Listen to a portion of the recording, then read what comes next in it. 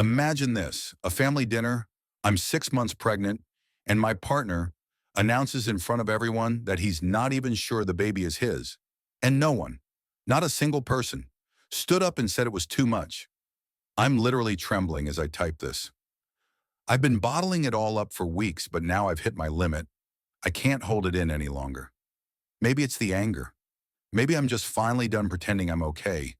Or maybe it's because my phone hasn't stopped buzzing. Messages from people who were at that dinner, pretending they have no idea why I left. Like I just got up and walked out for no reason while 6 months pregnant. So here it is, the whole story. No sugarcoating, no holding back. Looking back, the first red flag was how strangely quiet he was when I told him I was pregnant. And this wasn't some surprise. We'd been trying for this for years. We went through 2 miscarriages, 1 chemical pregnancy. I'd cried in bathroom stalls and parking lots, even in the middle of the grocery store.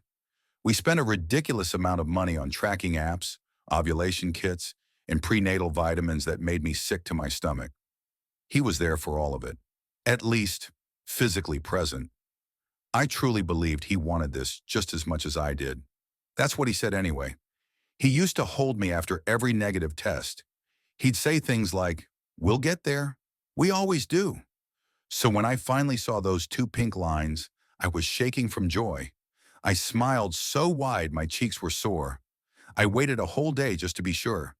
I took 4 more tests, even scheduled a blood test to confirm. And when I told him the news, I swear to God he just stared at me. No smile, no hug, not even a surprised "really?" Just a flat, "Okay." I laughed nervously, thinking he was in shock. I said, "Wait, you're in shock, right?" And he just said, "I need time to process." Then he went right back to scrolling on his phone. I remember exactly what was on the screen. Some Reddit thread about mechanical keyboards. I remember because I sat there, staring at it, trying to understand how that could be more captivating than the fact we were having a baby. But I let it slide. I told myself he was overwhelmed. People don't always react how you expect, right?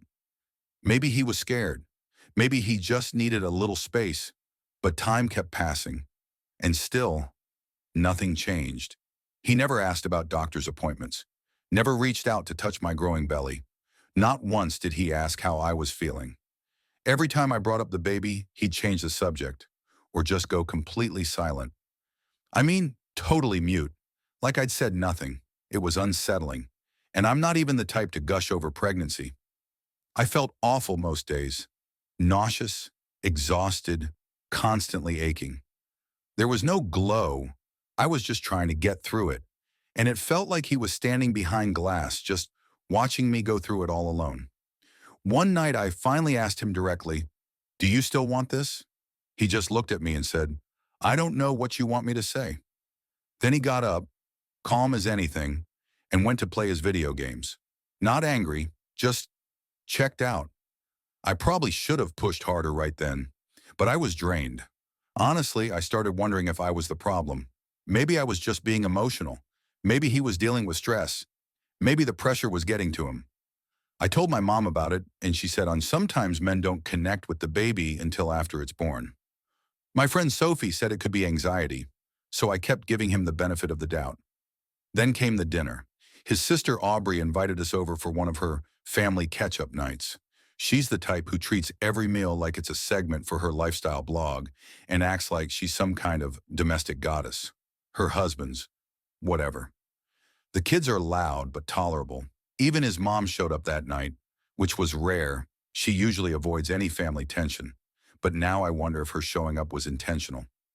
I wore a dress I hadn't fit into for a while. It finally hugged my bump in a way that felt cute. I curled my hair. I actually felt nice. I was hoping, maybe foolishly, that tonight would snap Logan out of his funk. That seeing me happy, surrounded by family, would help him finally connect with the pregnancy. I know now how naive that was. From the second we arrived, it was off. Aubrey opened the door and the first thing she said was, "Wow, you're finally showing." I was starting to think the pregnancy was fake or something. Then she laughed like it was some hilarious joke. I just forced a smile and walked in. Logan? He didn't say a word. Not even a simple, don't say that. Nothing. We sat down. Small talk. Wine poured. Obviously not for me. They started chatting about a trip they were planning for next year, and Aubrey turns to me and says, "Guess you won't be joining us with a baby and all?" "And Logan," he says, "or without, depending on how things go." Then he laughs. I stared at him, but he wouldn't meet my eyes. I remember sitting there, my hands clenched in my lap, digging my fingers into my thighs just to stay composed. Then came the talk about baby names. I hadn't told anyone what names I was considering yet, but I mentioned just one name I liked, and Aubrey snorted and said, "That sounds like a stripper name." I didn't say a word. I just stared at Logan, waiting for any kind of reaction, but he didn't even blink. And then he said it, word for word. I'll never forget it. "We don't even know if it's mine." He actually said that. Like cheating in DNA tests were a casual dinner topic. His mom went pale. "Aubrey?" She started laughing like it was the best punchline she'd ever heard. And me? I was frozen. And of course Aubrey, because she's genuinely cruel, added, "That kid's doomed anyway, with her as a mother." I felt like I wasn't even in the room anymore. Like I'd slipped into some surreal nightmare. It didn't feel real. I looked around, hoping someone, anyone, would say something, but no one did. No one told them to stop. So I set my fork down, slid my chair back, stood up, looked him straight in the eye and said, "You're right. This child doesn't deserve a father like you." And then I turned around and walked out of that house. Not a single person followed me. No one called after me. I walked straight to my car, got in, and drove home. I haven't laid eyes on him since. That was 3 weeks ago. He's only texted once. Said I overreacted. Claimed he was just joking, trying to lighten the mood. I didn't respond. His mom sent me a message too. Said she was sorry things got a little tense and that family dinners can be stressful. Then she had the nerve to ask if I'd meet her for lunch to clear the air. I blocked her. My mom is livid. She told me if she'd been there, she would have flipped that entire damn table over. She even offered to come stay with me for a while, and honestly, I'm thinking about taking her up on it. But here's the thing. I'm not sad. I'm angry. Angry that he treated me like this. After everything we'd been through. After all the trying, the losses, the heartbreak. How dare he act like this baby is some kind of inconvenience? Or worse, a weapon to use against me in front of his family. I'm the one carrying this child, and he made a joke out of it. Made a joke out of me. So no, I'm not sitting around crying. I'm done. I'm going to raise this baby on my own. Without him, I'm building a life that doesn't include a man who throws around DNA jokes and sits in silence while his sister takes cheap shots at me. I don't care if that means being a single mom or whatever label people want to slap on me. What I care about is making sure my child never has to ask why I stayed with someone who treated me like I didn't matter. As for Logan, let him keep his little jokes. Let him sit in that silence. Let him wonder why everything feels so empty now. Because what I keep coming back to, what I can't shake, is how quiet it got when I stood up. Like deep down, they all knew I was the only one saying what should have been said. And now I'm making moves. I've got an appointment next week to talk to someone about my options. Legal, financial, all of it. And I don't want advice. I'm not looking for, maybe give him another chance, or people change. I just needed to say this. Out loud, I'm not going back. And if he ever wants to be in this child's life again, he better be ready to crawl. Because this time, I'm not backing down. If you read my last post, you already know what went down at that dinner. Yeah, that dinner. The one where Logan embarrassed me in front of his entire family while I was 6 months pregnant. Where his sister laughed and called my child doomed. Where he cracked that disgusting line about the baby maybe not even being his. That one. I walked out, and I meant it. I cut ties. I blocked his number, blocked his mom, blocked his demon of a sister. Then I moved in with my cousin Jenna. She had a spare room, a mattress on the floor, and a working air fryer. That was enough for now. I started piecing together what the hell my next step was going to be. Still pregnant, still exhausted, still alone. But weirdly, it was peaceful. Then he started showing up. Not in person, not right away, not even that same week. But about 10 days later, little things started happening. One morning I went out to the parking lot and saw a box sitting on the hood of my car. No note, just a plain box. Inside was a tiny pink onesie with a rainbow printed on it, still in its packaging, tags on. Price stickers showed it had been on clearance, probably a last-minute grab. At first I thought maybe it was from Jenna's mom or someone from her church. But nope. The next day there was a folded piece of paper taped to the front door. All it said was, "I miss you. Please talk to me." No name, but I knew that handwriting. He used to jot down grocery lists on old receipts. Same sharp capital R, same messy scrawl. I didn't say a word. I left it there. Then came the crib, a huge box left right outside the apartment door. No card, no note, just the box. One of those cribs that turns into a toddler bed. Grows with your child, or whatever the ad says. I looked up the model number, Googled it. That crib, it wasn't cheap, and all I could think was, really? You're out here spending hundreds of dollars on nursery furniture when what you should have done was not publicly humiliate the mother of your child in front of a table full of people who laughed with you? I dragged that heavy box inside and left it unopened in the hallway. Jenna gave me a look, raised her eyebrows, but didn't say a word. I think she could feel it, like I was holding something nuclear just beneath the surface. And then came the moment that pushed it all over the edge. He showed up, in person. I had just finished a frustrating video call with my insurance rep, trying to figure out how to register my baby's birth without listing him as the father. Absolute nightmare, by the way. I was heading downstairs to toss out some trash, and there he was, just standing awkwardly near the mailboxes, pretending like he was waiting on a package. He was holding a little paper gift bag with handles, and a stuffed animal was peeking out of the top. I stopped walking. He looked up, and I swear when he saw me, he actually flinched. Then he said, "I just wanted to give you this, and maybe talk, if you're not too busy." Like I'm just casually waddling around at nearly 7 months pregnant with all the time in the world for the guy who joked about paternity tests in front of his family. I told him to leave. He said, "Just 5 minutes." I told him no. Again. Then under his breath, but loud enough for me to hear, he muttered something about me being cold and dramatic, and how he was just trying to fix things. That's when I snapped. I walked straight up to him, yanked the bag out of his hands, and tossed it into the trash bin right next to us. I looked him dead in the eyes and said, "You don't get to rewrite what happened. You don't get to roll up here with overpriced baby stuff and act like you just handled it badly. Like this is a misunderstanding." He said he was sorry, said he was scared, said he was overwhelmed, claimed he didn't mean any of it, that he thought I'd just get over it. I asked him, "What part exactly did you think I'd move on from? The part where you questioned if this baby was even yours? Or the part where you sat there in silence while your sister called me a joke of a mother?" He said it was just a rough night, that people were nervous, that sometimes folks say dumb things when they're drinking. I reminded him, no one had been drinking. It was a Tuesday. His sister served lemonade and sparkling water. His mom drove herself home. There wasn't a drop of alcohol.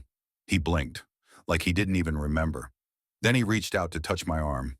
I stepped back immediately, and that's when things turned from sad to infuriating. He said, "I already told my mom we're working things out. She's planning to come visit when the baby's born." He said it like it was nothing, like this was just a minor bump in the road and we were already back on track. He even added, "I figured we could keep this between us for now, just so it doesn't become a whole thing." I swear my jaw actually dropped. "You told your family we're back together?" I asked. He nodded, calm, casual, like it was the most reasonable thing in the world. I slapped him, not hard, not in rage, just pure shock. Like my hand reacted before my brain had time to process it.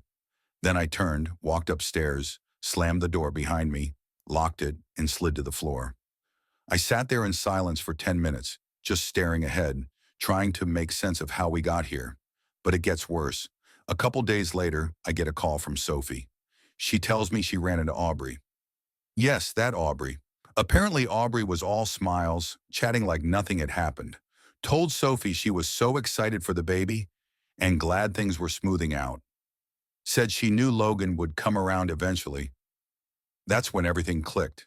The crib, the onesie, the stuffed animal. None of it was about me. It wasn't about the baby either. It was about optics, about saving face, making sure Logan still looked like the golden boy, the guy who cleaned up his act and made it work with his baby mama. I was livid, so I did what I should have done the moment that crib landed on my doorstep. I boxed it up, strapped it into Jenna's car with some bungee cords, and drove it right over to his mother's house. Didn't text, didn't call, just knocked on the door and waited. She opened it and looked surprised. "Oh, hi," she said. "You look well." I said, "Is Logan here?" She said, "No, he's at work." "Good," I replied. And I will never forget this, I pushed the box inside, stepped through the door and said, "Just returning the lie he sent me." She blinked. "What do you mean?" I said, "Your son told you we're working things out." "We're not, and we won't be." And then I added, "If you show up at the hospital, at my apartment, or anywhere near this baby when she's born, I will file a restraining order so fast your head will spin." I turned to walk out, and she said quietly, like she was trying to keep things calm, "You're making this harder than it has to be." And I laughed, like, really laughed, because that's always the line, isn't it? Women like me are always making it harder, always overreacting. When we stop letting people treat us like trash, they say we're the problem.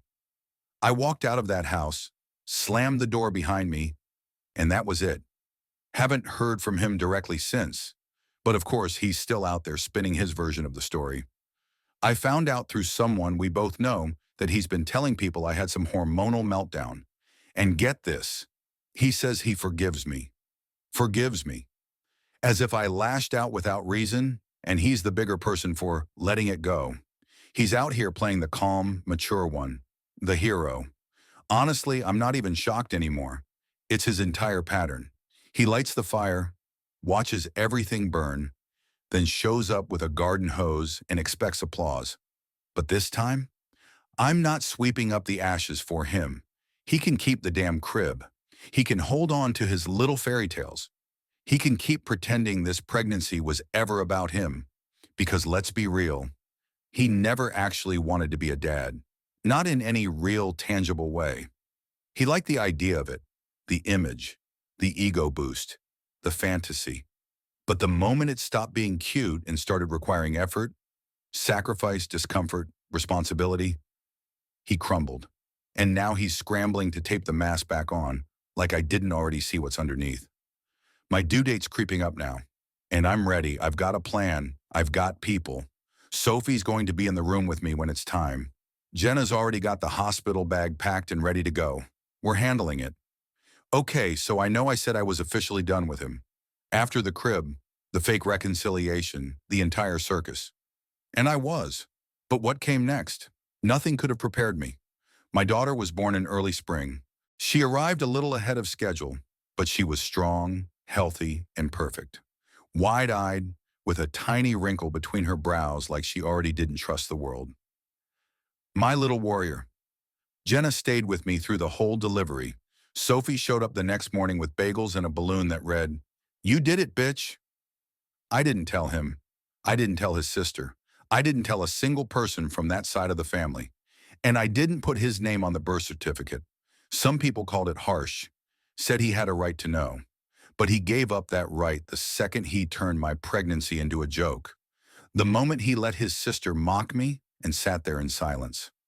The second he decided to rewrite reality instead of showing the smallest ounce of remorse. This wasn't revenge. It wasn't petty. It was protection for my daughter. A few months went by. I was figuring things out, badly, slowly, one fire at a time. I wasn't sleeping much. Every shirt I owned had some kind of formula stain. I couldn't remember the last time I drank coffee while it was still hot. You know, new mom life. Then one night, I got a message, not from him, Not even close. It was from Miles. Now, Miles used to be Logan's best friend. They were practically attached at the hip for years. Then out of nowhere, they stopped talking. Logan once told me Miles got weird and started blaming him for stuff. I didn't ask too many questions. Just assumed it was guy drama and left it alone. So when Miles messaged me, it caught me completely off guard. All he wrote was, "Hey, I heard what happened. I know it's none of my business, but there's something you probably should know."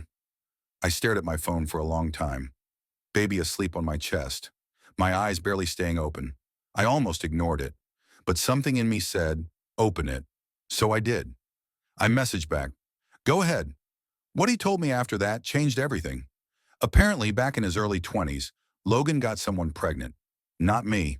Not any ex I'd ever heard of. Just someone he'd dated briefly. Maybe 6 months, tops. It wasn't serious. She told him she was pregnant, and he lost it. Not just, "I'm not ready," panicking. I mean full-on breakdown. He begged her not to have the baby, told her it would destroy his life, said he wasn't meant to be a father, pushed and pressured until she finally terminated the pregnancy. And here's the messed up part. It didn't leave him sad. He didn't grieve. It wasn't heartbreak. What stuck with him was the control. According to Miles, Logan never got over the fact that she made that decision without him calling the shots. He twisted it in his head, turned the whole thing into a narrative where he was the victim, where pregnancy itself became this trap. Miles said Logan started believing that women use babies as leverage, as weapons, that it's always about power, not love. And ever since then, it's been buried deep inside him. This warped, bitter resentment toward the whole idea of fatherhood. Like becoming a dad was some kind of punishment he had to escape. Miles told me he first noticed it when Logan would joke, dark, uncomfortable jokes, about never trusting a pregnancy test, about getting trapped. At first, Miles brushed it off, but the jokes got darker, the comments more pointed, less about humor, more about hostility. And now thinking back, it makes sense. When I had my miscarriages, he looked supportive. But now I realize he wasn't grieving. He was relieved. Every time I tried to talk about trying again, he shut down, changed the subject, looked anywhere but at me. I didn't see it before. I see it now. He used to flinch whenever I showed him anything baby-related. Diapers, clothes, ultrasound photos. It was like just looking at those things made his skin crawl. He never wanted to be a dad, not even with me. That realization hit hard. I sat with it for a long time. It made my stomach turn. Not because I didn't believe it, but because it made too much sense. And sure, I get it.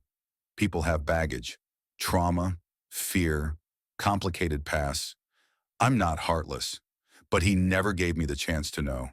Never opened his mouth. Never gave me anything to work with. He let me absorb all the blame. Let me sit there questioning myself. Then he humiliated me in front of a group of people who laughed instead of stepping in, so I returned the favor. In my own way, I posted a photo, not a posed one, not some filtered, soft-focus shot for Instagram. Just me and my baby sitting on the living room floor. She had just spit up on my shirt. I hadn't washed my hair in days. She was wearing a onesie that read, "Raised by wolves and thriving." And the caption? Simple.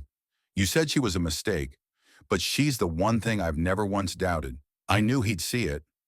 How? Because his sister still stalks Jenna's profile like it's her job. Jenna reposted it, and I guarantee Aubrey was watching. Aubrey doesn't have hobbies. She has screenshots. I didn't tag him, didn't need to. Not even an hour later, he messaged me. Said the photo wasn't fair. Accused me of dragging him online. Claimed I was trying to alienate his daughter from him. His daughter.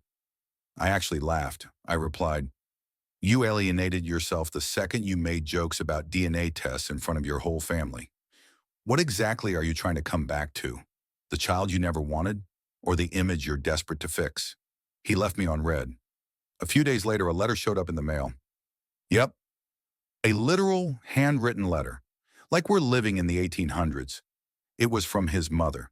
She said she was concerned, worried about the emotional damage of keeping a child from her father. She said she knew Logan had his issues, but he was trying. that kids need both parents. I didn't write back. I folded the letter and tucked it into the baby book I've been working on. Not one of those Pinterest-style memory books. No pastel borders or stickers that say first giggle. More like a real archive. Screenshots, messages, letters, truth. Because one day my daughter's going to ask questions, and I won't give her excuses. I'll give her answers. And then, karma showed up at Target. I ran into Aubrey. I was in the baby aisle, looking for wipes. She was grabbing soap or something and tried to slink past me like she didn't recognize me. I said her name, loud enough to make her stop. She turned, forced a smile. I said, "Hey." She mumbled back, "Hey." Super awkward. Then stiffly she asked, "How's the baby?" I smiled. "She's doing great. Just started smiling when I sing off key." Aubrey let out this fake little laugh, then said, "You know Logan's really hurting, right?" I looked at her and didn't say anything. Then she added, "He feels like you're punishing him." I said, "He is being punished." With the truth, she shook her head and muttered, "You don't have to be cruel." And I replied, "Neither did he." Then I walked away. Because I genuinely don't care if he's hurting. You don't get to treat someone like garbage and then complain about the smell.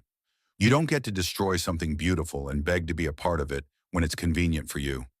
You don't get to mock a pregnancy and then slap on the dad label once the pictures start circulating. He made his choice, and now he gets to live with it. I'm not aiming to be the bigger person anymore. I honestly didn't think I'd ever hear from him again. It wasn't something I dwelled on. It stopped even crossing my mind after a while. He just vanished. No calls, no texts, no check-ins about his daughter. No, "How are you?" No, "Can I help?" Just silence.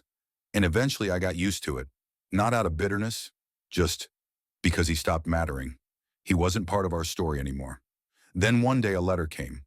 Plain envelope, no return address. Just my name on the front. I almost tossed it, figured it was junk mail. But the handwriting, I knew it immediately. I hadn't seen it in 6 years. But there was no mistaking who it was from. I opened it standing at the kitchen counter. My daughter was brushing her teeth. The washing machine was humming in the background. I didn't expect anything, but it still made my blood boil. He said he'd been in therapy, said he was sorry, said he made a lot of mistakes and wanted to change, said he thought about our daughter all the time, said he didn't expect anything, knew he didn't deserve anything. But if there was any way I'd let him see her, even from a distance, he'd be thankful. I read the letter once. Then I folded it and stuck it in the drawer we use for dried out pens and expired coupons. I didn't respond right away. Didn't bring it up to anyone. Not even Jenna or Sophie. I just let it sit there for a bit. Not because I was torn, but because I wanted to move with intention, not emotion. After all this time, after all those years, now he wanted to resurface? I didn't buy the timing for a second. With people like him, it's never random. They only reach out when the silence starts to bother them, when they feel the weight of what they lost.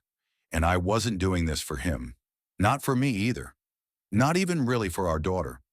I just thought maybe it would be better if he saw for himself exactly what he'd chosen to walk away from. So I texted him from a number I never use anymore. Saturday, 3 p.m., Lakeside Park. Bench under the willow. You sit, you do not approach, you do not speak to her. 10 minutes, that's all. An hour later, he replied, said he'd be there, said thank you. I didn't respond. My daughter, I'll call her Nora, is 6 now. She's sharp, full of questions, always bouncing from one idea to the next. She knows she has a father, somewhere out there. But she's never dwelled on it. It doesn't weigh her down. She's never acted like there was something missing. That day I told her we were going to the park. I didn't add anything else. She threw on her purple hoodie and asked if we could grab ice cream after. That was it. When we arrived, the park was quiet. Barely anyone around. She ran ahead like she always does, trying to walk along the curb like it's a tightrope. That's when I saw him. He was already sitting on the bench I mentioned. A little thinner than I remembered. Same haircut, same nervous twitch, fidgeting with his hands. He was staring down at the ground. Then he looked up and saw her, and he froze. Nora didn't even notice him. She was too busy yelling for me to come look at the ladybug crawling on her sleeve. I walked toward him slowly, kept a good distance. He stood up like he was about to say something. I held up my hand and stopped him. Then quietly but clearly I said, "This is your one moment. So let me remind you what led to it." I told him he was the one who said he didn't want her. He was the one who questioned her existence in front of an entire table of people and made jokes while I sat there pregnant and alone. I told him it didn't matter if he had changed. It didn't matter what he felt now. He left, he stayed gone. And while he was gone, she grew up without him. And you know what? She's fine. He didn't say a word, just stood there, eyes wide like he was trying not to break down. Nora came running back, holding a rock she said looked like a potato. She grinned and said she wanted to keep it as her pet rock. I told her she could. Then she asked, "Can we go get ice cream now?" I said yes. We turned to leave, and without even thinking, she gave him a little wave, the kind she gives to strangers who smile at her in grocery stores. I glanced back at him one last time and said, "You've seen her. That's already more than you earned. Don't contact us again." Then we walked away. He didn't follow. I don't know what he expected would happen. Maybe he thought seeing her would spark something. Maybe he thought she'd recognize him. Maybe he thought I would. But she didn't, and I didn't. He missed everything. 6 years of scraped knees and birthday parties. 6 years of bedtime stories, silly drawings, giggles that made no sense to anyone but her. 6 years of the little things that actually make a life. And now, that's what he has to live with. I don't feel sorry for him. I don't forgive him. But I don't hate him either. There's just nothing left. Not for me, not for her. He gave us nothing. And now that's exactly what he has. I didn't need to scream at him. I didn't need to cry. I didn't owe him an explanation. He saw her, and he saw that she's not just okay. She's thriving, happy, curious, full of her own stories and her own spark. And he's not part of that. He never will be. The only thing he gets to hold on to now is the image of her, walking away. And honestly, that's enough. For everyone asking, no, I'm not planning to tell my daughter who he is right now. If she asks one day when she's older, I'll tell her the truth. All of it. But for now, she's just a happy kid. And that's all she needs to be. To the people saying I should have let her talk to him, she didn't ask to. She doesn't feel like she's missing a thing. She has people who love her, people who've been here. She's not missing a father. She just never had one to begin with. There's a difference. Thank you to everyone who stuck around and read this whole thing. I didn't write it for sympathy or advice. I just needed to get it out of me. Maybe for myself. Maybe for someone else who's been through something like this. You're not alone.